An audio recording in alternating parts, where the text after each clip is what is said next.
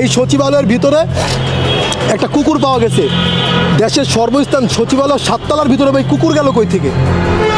কুকুরটা গেল কই থেকে? সেখানে যে সার্কিট হলো, আপনাদের সিকিউরিটি গার্ডটা কি বাল ফালাইছে ভাই? আপনাদের সিকিউরিটি গার্ডটা কই?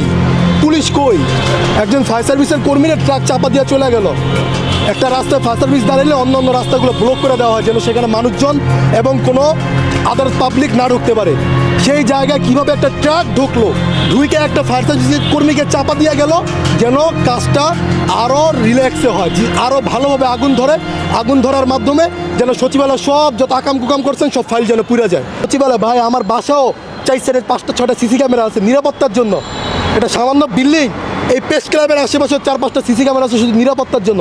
ক্যামেরা জ্বলে যেতে পারে, হার্ড ডিস্ক তার জ্বলে যেতে পারে না, হার্ড ডিস্ক তার ভিতরে থাকে না, মোবাইলের অ্যাপ থাকে। সচিবালয়ের মতো জায়গায় যেটা মোবাইল দিয়ে বাইরে থেকে প্রশাসন দেখতে পারবে যে সেখানে কি হচ্ছে, সেই ফুটেজ দেখতে চাই, কোন জায়গায় আগুন লেগেছে, কে আগুন লাগিয়েছে, এর তথ্য বের করতে এখন বিকাল 5টা 6টা বাজে, 6টা পর্যন্ত সময় লাগে না। 1 ঘন্টায় সিসি ক্যামেরা টান দিলে বের হয়ে যায় কে আগুনটা লাগাইলো, কিভাবে এত বড় একটা আগুন লাগলো।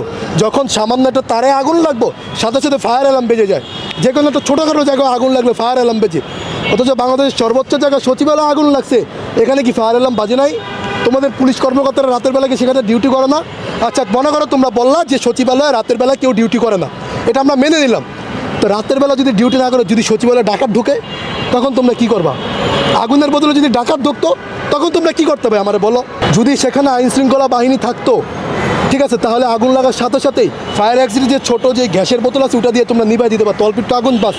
তোমাদের এত বড় সচিবালয়, অথচ 3টা তালায় আগুন লাগলো, যে 3টা তালায় তোমরা 3 মন্ত্রী বসো, বর্তমান 3 ধান্দাবাজ একসাথে, 3 বন্ধু একসাথে ধান্দাবাজি করে বেড়াও, 3টা একসাথে বসো, একদম সিটি হলে 3টা একসাথে, 3টার আগুন লাগছে। এখন আসিফ মাহমুদ, সজীব ভুইয়া ফেসবুকে পোস্ট করে যে আমরা আওয়ামী লীগের দুর্নীতির বিরুদ্ধে অনেকগুলো রিপোর্ট তৈরি করেছিলাম, তাদের টাকা পয়সা সেগুলো সব মনে জ্বলে পুড়ে গেছে, আমি ঢাকায় আসছি। আরে বেটা, নাটক বাদ দে বেটা, আগুন লাগার আগে কেন এই পোস্ট করতে যে আওয়ামী লীগের বিরুদ্ধে সকল তথ্য আসছে? আগুন লাগার বিরুদ্ধে কেন ওবায়দুল কাদেরকে গ্রেপ্তার করতে 3 মাস যখন দেশে ছিল তখন কি করছস তোরা? আগুন লাগার আগে কেন তোরা আওয়ামী লীগের পার্টি নেতাদের ধরে বড় বড় নেতাদের দেশ থেকে পালানোর ব্যবস্থা করে দিচ্ছিস? আপনার এই আন্দোলনের সবচেয়ে কুখ্যাত একজন খুনি আপনার ডিবি হারুন আমেরিকায় গেছে, এটা আপনারা জানেন, ইন্ডিয়া দিয়ে যায় নাই। গত 1.5 মাস আগের ঘটনা, ডিবি কার্যালয় থেকে শোনা কথা। গত 1.5 মাস আগে তাকে বাংলাদেশের এয়ারপোর্ট থেকে পার করে আমেরিকার পাসপোর্ট দিয়ে তিনি আমেরিকায় চলে গেছেন। কিভাবে গেল তাহলে? ডিবি হারুন কিভাবে দেশ থেকে পালালো? আওয়ামী লীগের লোকজন কিভাবে এখন পুনর্বাসন করে? বৈষম্য বিরোধী ছাত্র আন্দোলনের বিভিন্ন কমিটিতে, নাগরিক কমিটিতে আওয়ামী লীগের লোকজন কিভাবে ভিড় করে? আসিফ নাহিদ গতকালকে যে আপনার সচিবালয়ে আগুন লেগেছে, কোন কোন সেক্টরে আগুন লেগেছে জানেন?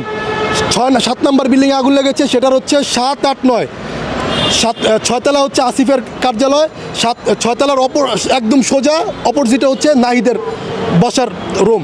এই জায়গাগুলোতে আগুন লাগলো। হ্যাঁ, এরা দেশের অনেক বিষয় তুলে ধরেছিল, এদের ফাইলগুলো পুড়ে গেছে। এই জন্য আমরা দুঃখ প্রকাশ করি যে না, দেশের সার্বভৌমত্বর জায়গা থেকে যদি কোনো আঘাত আছে আমরা একত্রে লড়াই করব।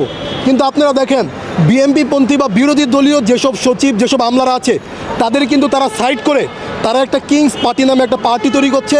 এই পার্টির মাধ্যমে এরা আওয়ামী লীগকে পুনর্বাসন করার চেষ্টা করছে এবং আওয়ামী লীগের থেকে টাকা টুকা খেয়ে এখন বিভিন্ন জায়গায় প্রোগ্রাম করছে।